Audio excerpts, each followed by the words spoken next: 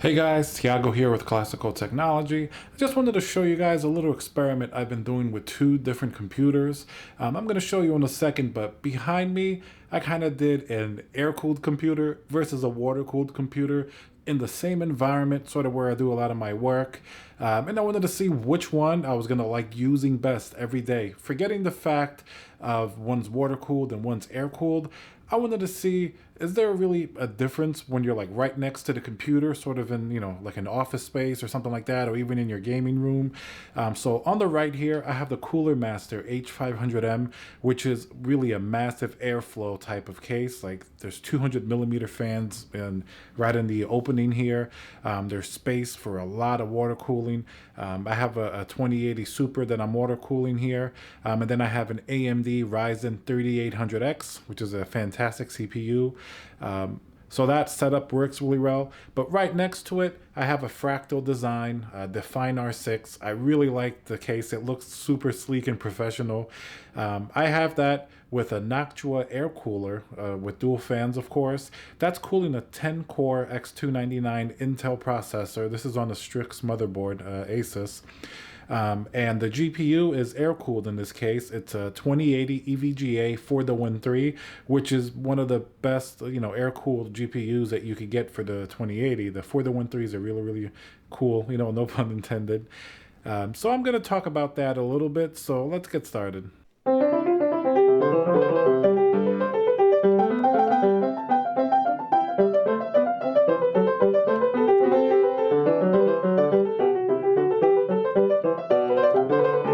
All right, I hope you guys enjoy that new little intro I have. That's actually me playing the piano. That's why it's called Classical Technology. It's a little play on classical piano. I think as the channel goes on, I'm going to intersperse a little piano playing with maybe some really cool B-roll of computers. I think that's going to be really awesome to show you guys, as they're both kind of artistic in a way, water-cooled computers or air-cooled computers with piano.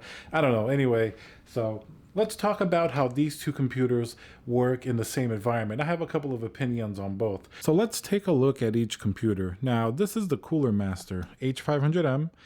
You can see the massive 200 millimeter fans here. No, not that fan. That's a Dyson fan. That's for something else. But these fans here, these are Cooler Master ARGB fans. You can see that glorious RGB. Everything else is pretty much Corsair. We got ML120 fans. I'm telling you this because ML120 fans, they're very good in terms of cooling performance, and they're silent. Like, you really can't even hear them. And this is a massive airflow case. You can see the air just flows right through. We have the GPU block there. That's the Corsair Hydro X block, D5 Hydro X pump, and the CPU block, Hydro X as well. That's an LL fan back there. Overall, the system is extremely silent. It's actually running an Aqua Computer Quadro, which is one of their smaller little fan controllers. So even if I'm playing a game, or let's say I'm editing a video or something like that on this system, you really don't hear it like at all. Like, you can keep it virtually silent. If I want, then I'll kick the D5 pump up to 100% just to make sure everything stays nice and cool. And the fans can ramp up a little bit, but they really don't have to maintain really good performance. So I really like working this one.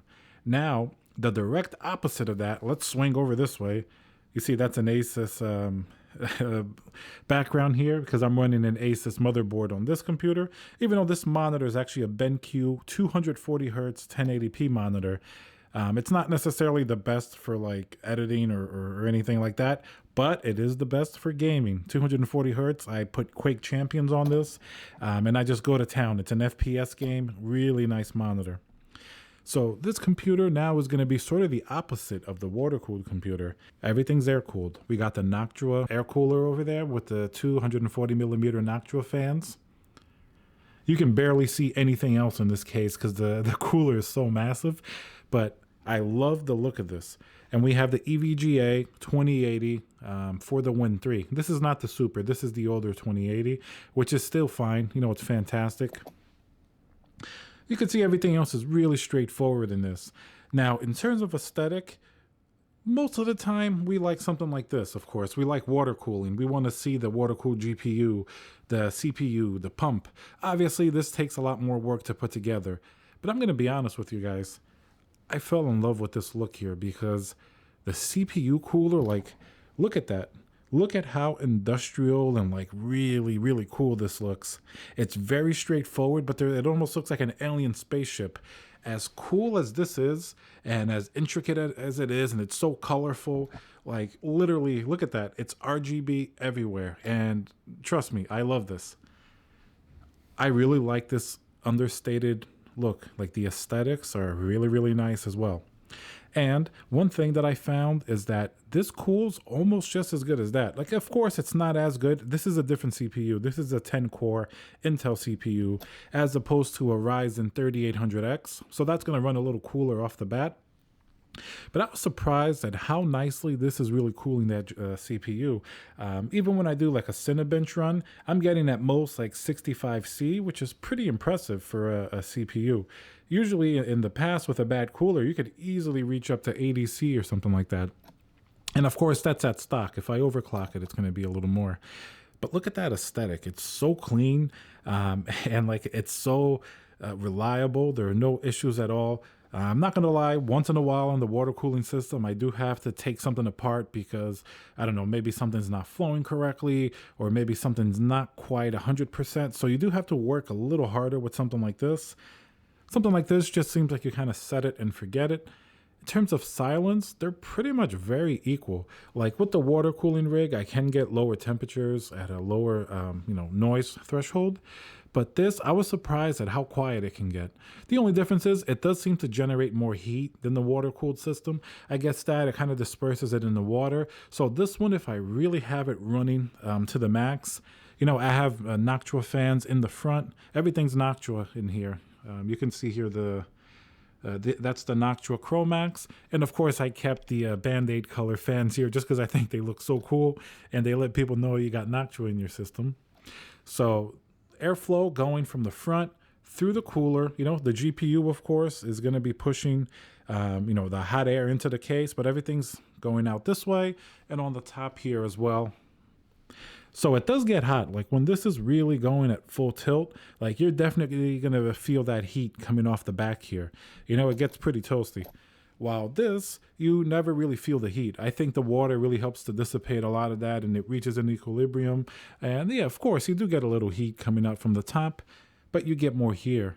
I guess the biggest difference here is then, just to sum this all up, this is going to be so much cheaper and easier to build than something like this.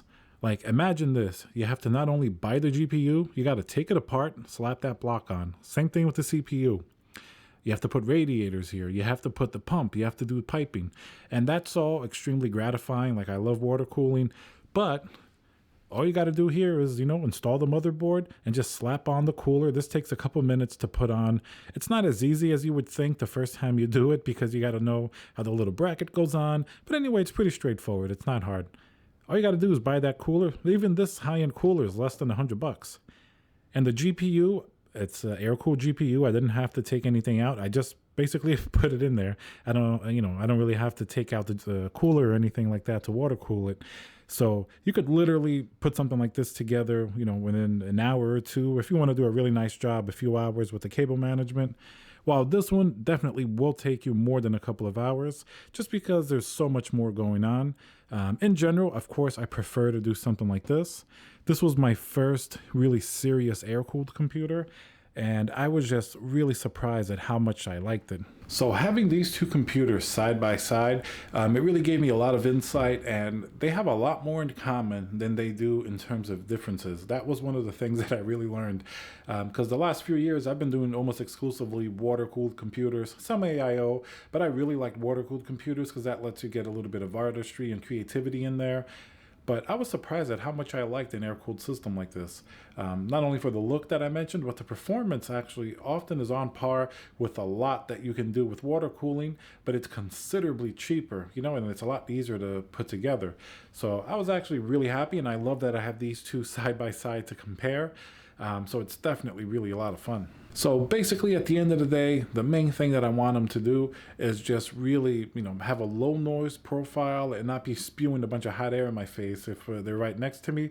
And both do a tremendous job at that. Of course, the air-cooled one does give off a little more heat, but it's really not that much. And for sort of the price and the ease of use, it's fantastic. So I'm going to say these are both tied in my mind. Of course, a water-cooled computer looks cooler, but that one's cheaper. It's less less work to maintain and to put together. So I'm gonna call it a tie. So if you guys build a water cooled system, awesome. If you want to build an air cooled system, that's awesome too. You're gonna get a lot of benefits in each, and independently, they each offer a lot of great attributes that you can really take advantage of. Alright guys, hope you enjoyed this video. Just a little quick comparison. I've had these two computers side by side, and I thought it was interesting to sort of mesh a water-cooled computer and an air-cooled computer and kind of see some things that I like about it. So I'll see you guys on the next video.